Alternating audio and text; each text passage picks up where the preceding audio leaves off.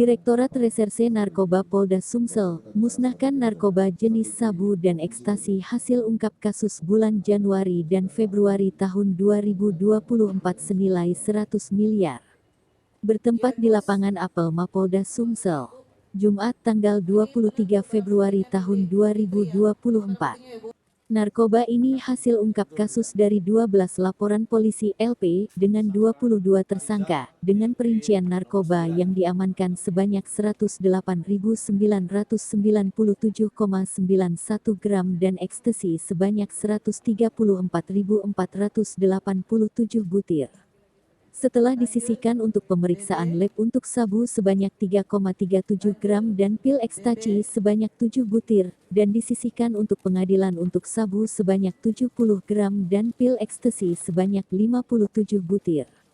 Sehingga untuk barang bukti narkoba yang dimusnahkan dengan cara di blender bersama cairan pembersih mencapai untuk sabu sebanyak 108.924,57 gram dan pil ekstasi sebanyak 134.423 butir, di hadapan para tamu undangan dan tersangka.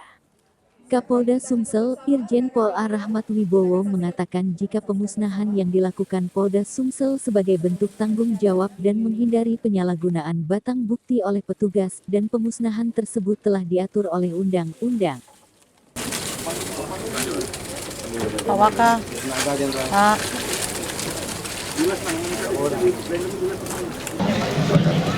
Pak, terkait pemusnahan barang bukti ini Pak, seperti apa Pak? Tadi sudah saya jelaskan bahwa ini kita melaksanakan amanat undang-undang. Setiap barang bukti yang disita oleh penyidik itu wajib dimusnahkan. Sekali lagi saya tekankan bahwa ini tidak ada manfaatnya barang bukti ini. Jadi kalau barang bukti lain seperti kendaraan bermotor, mungkin kalau ada kayu-kayu illegal logging, itu masih bisa ada manfaatnya untuk dilelang, kemudian uangnya masuk ke kas negara. Tapi kalau ini tidak mungkin dilelang. Tetapi barang bukti ini memiliki nilai ekonomis yang sangat tinggi. Kita tahu di beberapa tempat pernah terjadi penggelapan terhadap barang bukti disalahgunakan. Oleh karena itu pada saat press release di lantai 7, saya minta rekan-rekan media juga ikut mengawal. Kawalan ini ada berapa banyak barang bukti, itu semua dicek, kemudian dimusnahkan, juga tidak bisa dimanfaatkan. Kalau dinilaikan rupiahnya terkait pemilu Jenderal? Kalau dinilaikan rupiah, nanti tanya sama Pak Dir.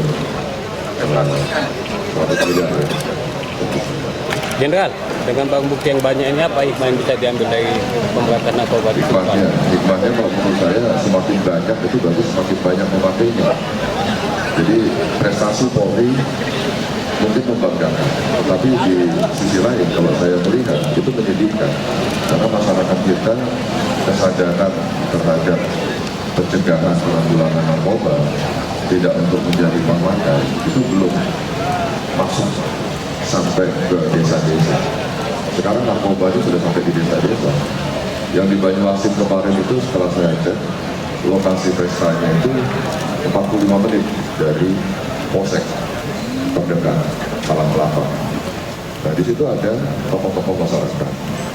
Bahkan mungkin sebelum acara dimulai ada yang memimpin doa.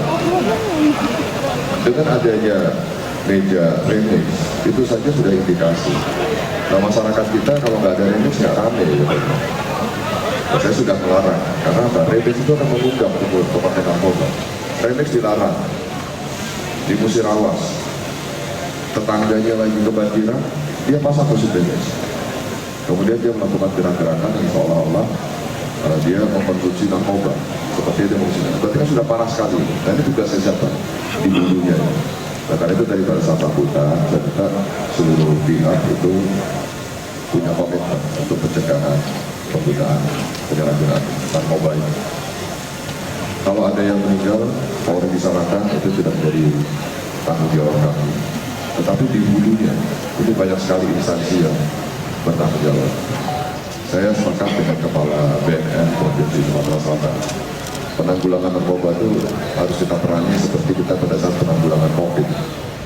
Rombong-rombong mall itu tidak boleh masuk kalau dia belum vaksin, dibuat aplikasi. Kemudian dilakukan pembatasan pergerakan manusia, itu supaya tidak terjalin terjangkit COVID yang jadi lebih banyak lagi. Dan narkoba bagaimana konsepnya? Mungkin Pak Gubernur bisa memimpin rapat koordinasi. Di situ ada kepala-kepala dinas, ada kepala dinas kesehatan, kepala dinas sosial, kepala dinas tenaga kerja, kepala dinas pendidikan, kepala dinas agama, ada Kementerian Agama, perwakilannya di Provinsi Sumatera Selatan. Nah, kita lihat komitmennya masing-masing apa, rencana kerjanya kita masih di awal tahun 2024, apakah itu masuk di dalam rencana kerja untuk pencegahan penyalahgunaan narkoba. Kalau di Polri sendiri, Direktorat Reserse Narkoba, mereka hanya dibiayai oleh negara untuk lidik dan sidik, tidak ada untuk pencegahan. Pencegahannya itu ada di Dinas. Di situ ada beberapa operasi, salah satu operasinya itu terkait dengan narkoba. Tapi kan hanya 1 minggu, 2 minggu. Nah, untuk mencegah narkoba ini harus setiap hari dan harus masuk ke semua elemen masyarakat. Ada lagi.